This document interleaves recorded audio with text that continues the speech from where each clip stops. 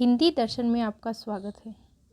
पिछली कक्षा में हमने नाथ साहित्य की विशेषताओं को जाना और आज की कक्षा में हम नाथ साहित्य के प्रमुख रचनाकार और रचनाओं को जानेंगे।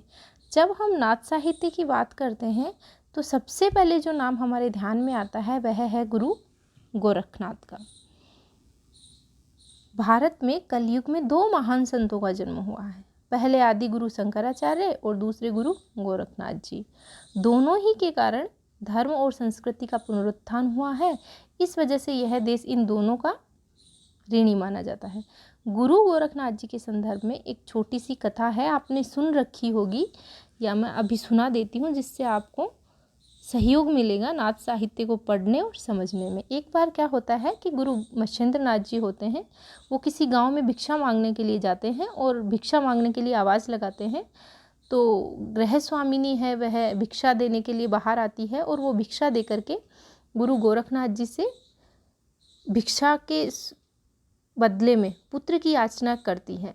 मच्छिंद्र नाथ जी सिद्ध तो थे ही और वो उस महिला की याचना है उसको स्वीकार कर लेते हैं और एक चुटकी भर भभूत दे देते हैं और उसको इसका सेवन करने के लिए कहते हैं। उनके एक महातेजस्वी पुत्र होगा, वो ये कहकर जाते हैं भभूत देकर, जिसकी ख्याति चारों ओर फैलेगी। आशीर्वाद देकर मच्छिंद्र नाथ जी तो चले जाते हैं और भ्रमण के क्रम में आगे बढ़ जाते हैं। 12 वर्ष बीतने के बाद गुरु मच्छिंद्र नाथ जी उसी ग्राम में पुनः आते हैं। कुछ उस गाँव में ठीक सब वैसा ही था और गांव में कुछ नहीं बदला था। गुरु का जो भिक्षाटन का क्रम है वह अब भी वैसे ही जारी था। जिस गृह स्वामिनी को अपनी पिछली यात्रा में गुरुजी आशीर्वाद देकर जाते हैं, उसके घर के पास आने के बाद गुरु को बालक का स्मरण हो आता है और वो घर में आकर फिर आवाज़ लगाते हैं और गृह स्वामिनी है पुनः भिक्षा के लिए प्रस्तुत होती है और गुरु बालक के विषय में पूछते हैं। गृह स्वामिनी कुछ देर चुप रहती है, परंतु सच बताने के अलावा उनके पास कोई उपाय नहीं होता है और तनिक लज्जा और थोड़े संकोच के साथ वह सच बतला देती है और वह कहती है कि आपसे भभूत लेने के बाद पास पड़ोस की स्त्रियों ने राह चलते ऐसे किसी साधु पर विश्वास करने के लिए उसकी खूब खिल्ली उड़ाती हैं। इस वजह से वह उनकी बातों में आकर भभूत को गोबर के खड्डे में फेंक देती है। गुरु मच्छिंद्र नाथ जी सिद्ध महात्मा तो थे ही, उन्होंने अपने ध्यान बल से तुरंत गोबर के खड्डे के पास गए और बालक को पुकारा।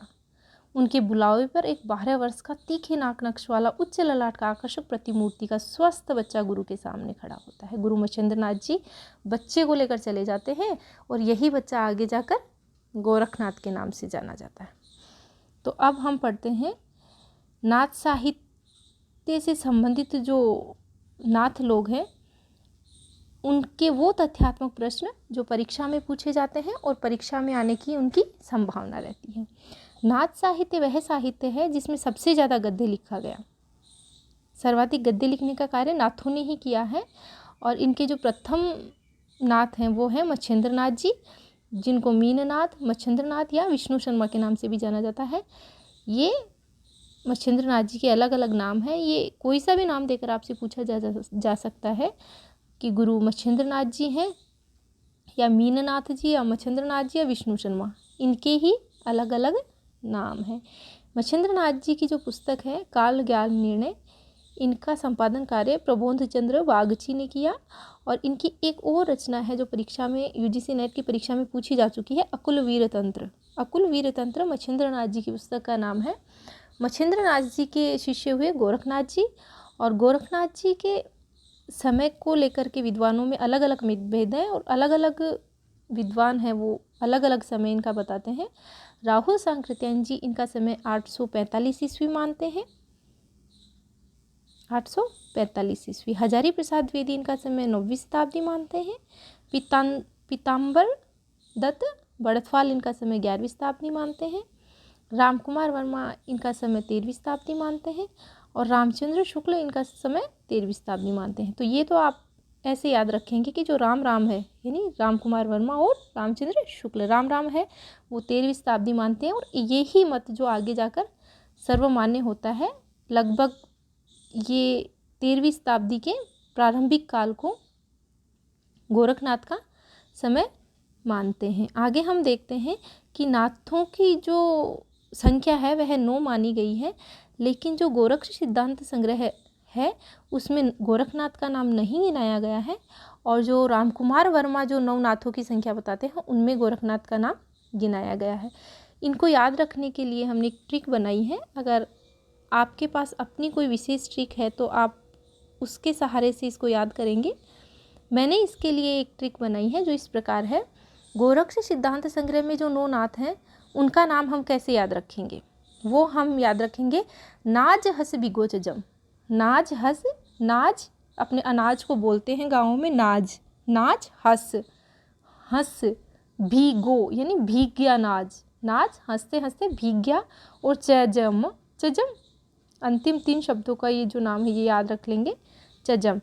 तो नाज हस भीगो चजम, तो नाज से नागार्जुन, ये रसायन शास्त्र थे, रसायन से संबंधित ज्ञान था इनको। ये ऐसे नाते जिनको ये प्रश्न पूछा भी जाता है कि रसायन से संबंधित ज्ञान किनको था, तो नागार्जुन जी को था। तो ना से नागार्जुन, जय से जड़ भरत, है से हरिश्चंद्र, से सत्यनाथ, भी से भीमनाथ, गो से गोरक्षनाथ, च से चरपटनाथ, जय से जलंधरनाथ, जलंधरनाथ को बालनाथ भी कहते हैं, और मैं से मलयार्जुन। तो कैसे याद रखेंगे, नाज हस भिगो जम, नाज हस भिगो जम, नागार्जुन, जड़ भरत, हरिश्चंद्र, सत्यनाथ, भीमनाथ, गोरक्षनाथ, चरपटनाथ, मलयार्जुन और जलंधरनाथ या बालनाथ।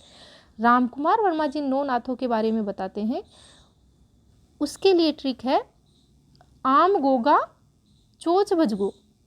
जो आम है, खाने वाला आम होता है, वो गोगा, गोगा जी को जानते हैं, अपने राजस्थान में होते हैं गोगा जी। चोच, चोच पक्षी की चोच, और भजगो यानी भाग गया, अपनी मारवाड़ी भाषा में होते हैं भजगो यानी भाग गया। तो कैसे याद रखेंगे, आम गोगा चोच भजगो।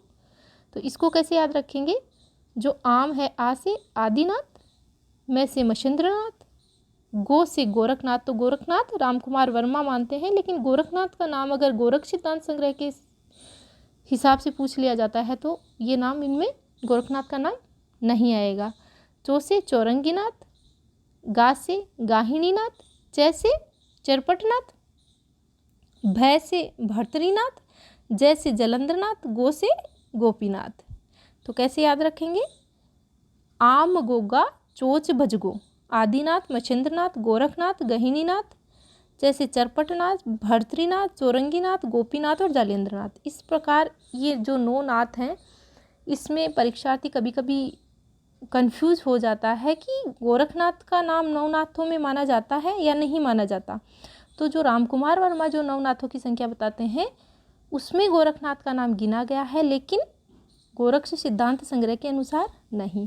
फिर हम देखते हैं कि जो आचार्य रामचंद्र शुक्ल जी हैं उन्होंने 4 ऐसे वो बताए हैं सिद्ध, जो सिद्धों में भी और नाथों में भी दोनों में इनका नाम आता है।